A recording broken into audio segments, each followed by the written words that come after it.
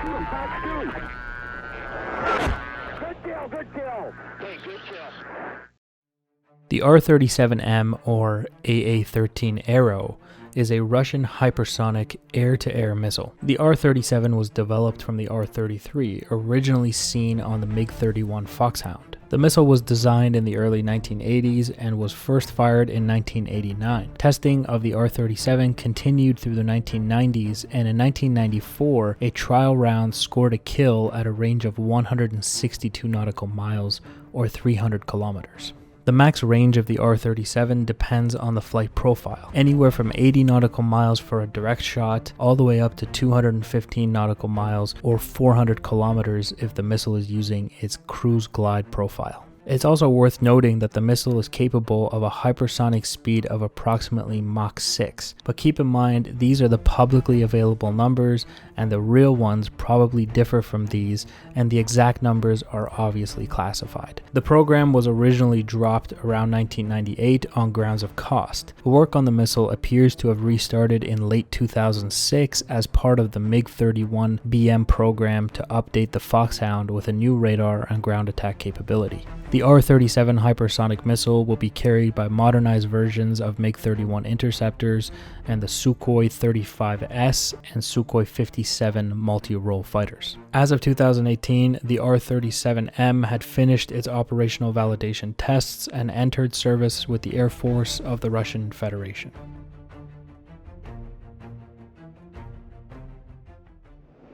Alright guys, welcome back to another video. Today we are in the F-15 Eagle and I will be fighting a Sukhoi 35 that is going to fire R-37 hypersonic missiles at me. And we're just going to see what it feels like to be on the receiving end of this thing and see if the Eagle can take it on and exactly what that entails in terms of a BVR fight and basically the capabilities simulated by this missile. So we'll see how it plays out.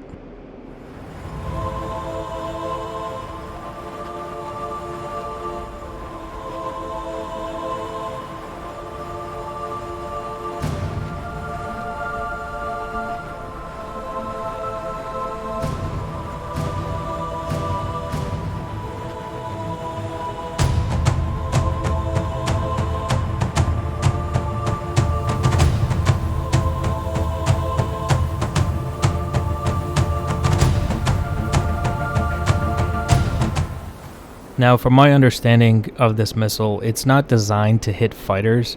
It was originally designed for Russian forces to be able to hit AWACS and refueling aircraft and bombers outside of the range of fighters. Like fighters could be like NATO fighters. So Russian fighters could be protected, launch this missile from an extremely far range and, not have to worry about the NATO escorts. Essentially, that's the idea, which makes it sound a lot like, a modernized Phoenix missile. But we saw in the Iran-Iraq conflict that the Phoenix missile, which was also designed for the same task, was more than capable of hitting small maneuvering targets at a little bit closer ranges. So it'll be interesting to see exactly what the capabilities of this missile are. And remember that it's based on publicly available information. The Russians are not just going to give out all of the information about their missiles for everybody to know. That just doesn't make a whole lot of sense. Just because I feel like a lot of people look at these Wikipedia numbers and they think they're legitimate, and they're definitely not. Like the Americans with the AMRAAM and the Meteor missile, and the Russians, they're not just going to give you their numbers.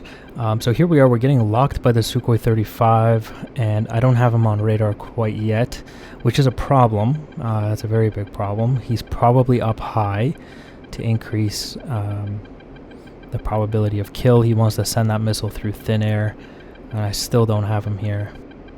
But we're going to keep climbing and see if we can pick him up any second now.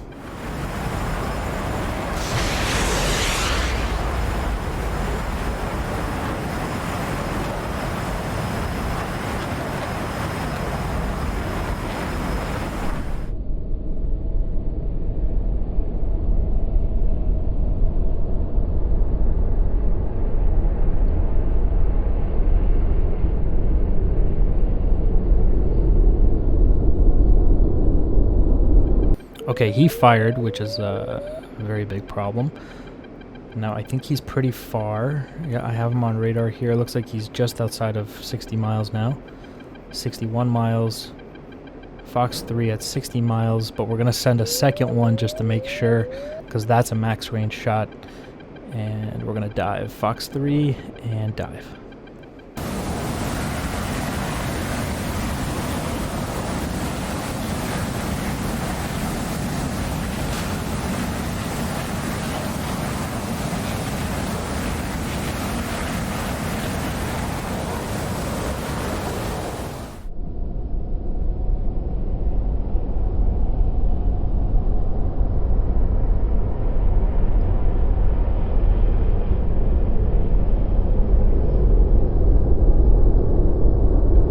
So the major problem here is that I don't actually know what the capabilities of this missile are. This is the first time that I'm fighting it.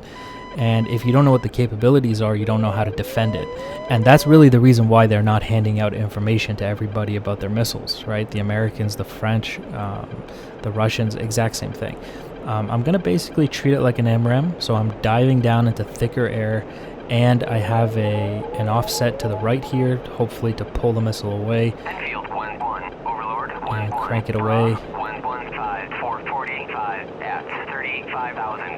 Okay, he's now 45 miles from me, and we continue to dive away. I dropped the lock, so I'm gonna just try to be safe and really pull away from it. And I'm treating it like an AMRAM, so I should be safe.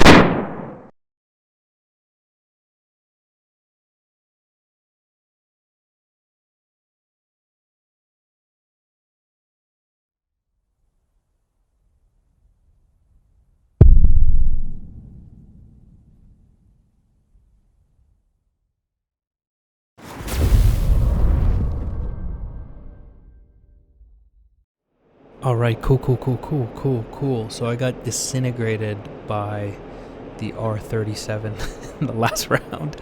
So it turns out you can't quite treat it like an AMRAM. It's got a little bit more range than that.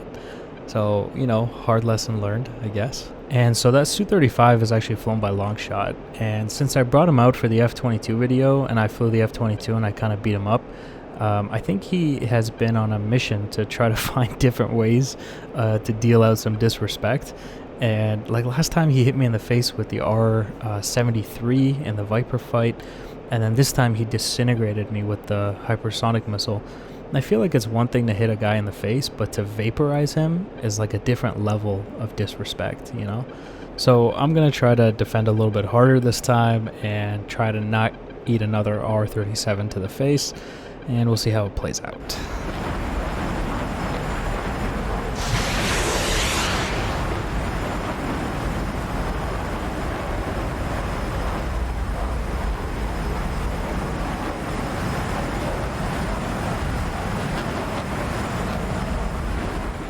Alright, so missile in the air. That's clearly the R-37, because I still don't have him on radar, which means it was definitely launched from further than 60 miles.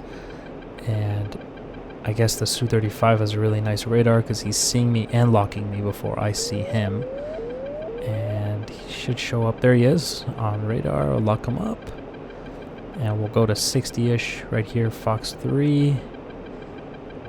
Alright. And we'll give him a second one as well. Fox 3, and we'll dive. And I dropped the lock. Great. So those missiles are both garbage. And I lost him on radar here. I gotta give him a third missile. Here we go, lock him up.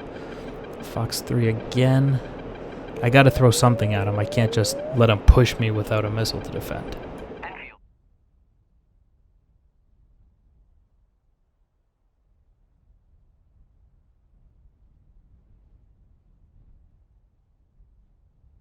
Alright, so here we are, still defending. I've got him on radar again. He's at 41 miles. Still another missile in the air. I'm going to defend it harder than I would an AMRAM. We're actually going to go cold temporarily. He's still 41 miles away, so I'm somewhat safe. And then I got to worry about his R-77s as well. Alright, try to recommit here. He's Angels 9. Lock him up. He's still kind of far. Fox 3. We'll dive a little bit here. And drop the lock, so that missile is also garbage. This is great. You see those mountains in front of me? I'm going to have to make use of those if I'm going to survive. Going to recommit again here and hope that he hasn't. He's closer now, 20 miles. Still really far. Fox 3. I dropped the lock again. I pulled outside the gimbal. Those missiles are all trash, and I got one AMRAAM left, so I'm just going to head over to those mountains now. This is turning into a pretty spicy fight. So yeah, we'll head over to these mountains. I'll try to get behind them and try to get some cover, and then hopefully he pushes me. He's probably 18 miles out now, and if I can pop over the ridge at 10 miles inside the MAR and hit him, there's actually a possibility that something might happen here. Alright, so let's come here. We'll start turning into recommit. Alright, looking good. RWR's clean. Alright, his AWACS can see me now. We're going to go ahead and pop over this ridgeline here. And hopefully we see him. There he is, very close. Lock him up. Fox 3, 9 miles. And we're breaking off. And if that doesn't hit him, we're going to have to go to Sidewinders. And I don't want to go to a merge with a Su-35, so I pray to God that that hits him. Come on, come on. There it is. Hey, got him. Holy shit, I got him. All right. All right. Splash 1 Su-35. So it can be done.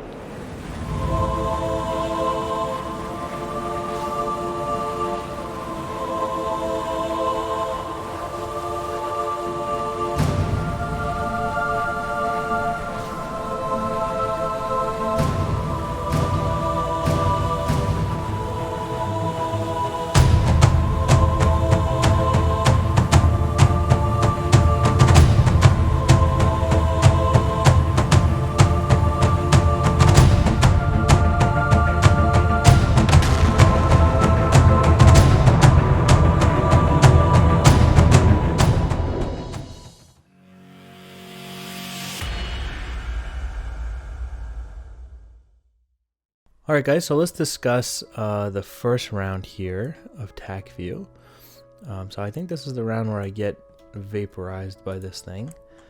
And you can see here we are 76 miles in closing. We're both very high. He's Angels 43 and I'm 44. I'm Mach 1.2, he's Mach 1.1. Like pretty much exact same launch parameters, right? And he actually fires this thing at right here, which is 65 miles when he fires that missile. You can see it coming off the rail here. So that thing is gonna start flying in, and it reaches like Mach 6 at 57,000 feet. And I fire my two missiles, my two AMRAAMs here. And unfortunately, the AMRAAMs are having an issue with the internal navigation system, and you have to maintain lock all the way to pitbull or they go stupid. Usually the AMRAAM, you can break lock a little bit before pitbull. Like for example, let's say this is the flight path of the missile. Let's say pitbull is here.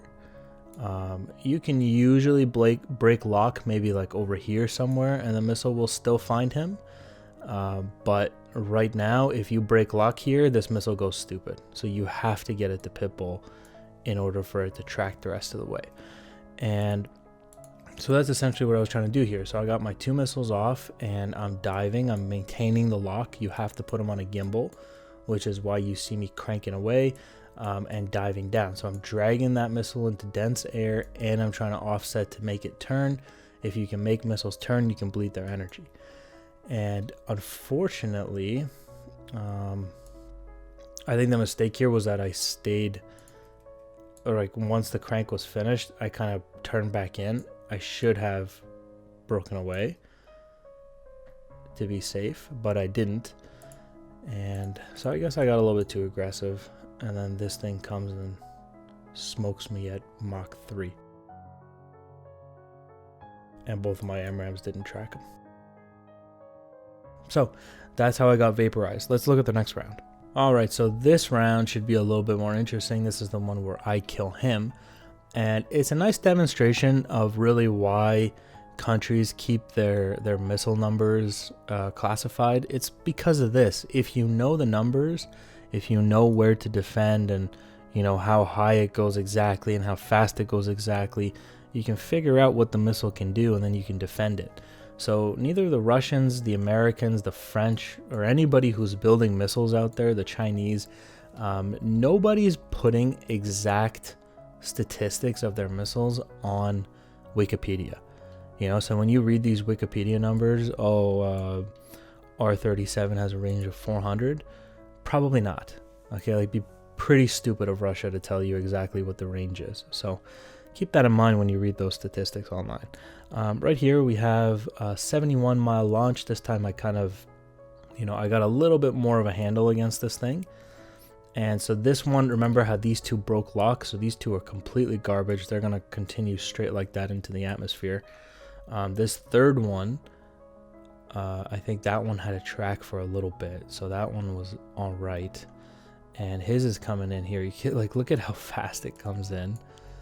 And at certain points, like this missile's hitting like Mach 5.69. And remember that the flight path of the missile is dependent on the range from target. So very similar to the Phoenix missile. Some people, I've seen comments of people being like, oh, the Phoenix missile is not correct in DCS because like in real life it goes to 80,000 feet. It's like, no, dude, it goes to 80,000 feet depending on the range to target. Like if your target is, you know, 10 miles away, the Phoenix missile isn't going to go to 80 miles and then come down. Like it's not a javelin missile, right? It's just going to fly straight and hit them. The 80,000 feet is in order to loft itself over a very long range and, you know, hit a target. At the peak, it may hit 80,000 feet. And it's the same thing and same concept for the R-37 here. So last time we saw it hit a peak of 57,000 feet. And here we see it hitting a peak of Mach 6.4, Angels 58. So this time it actually goes a little bit higher even than last time, which is interesting. Let me get our numbers back. Okay, actually we want to watch me. Let's come over. What's going on here? Oh, here we go. Okay. To him. Okay. And so he's got his missile off. I fired mine as well. And we already talked about those two missiles going stupid. And then I'm going to defend. Here's a chaff.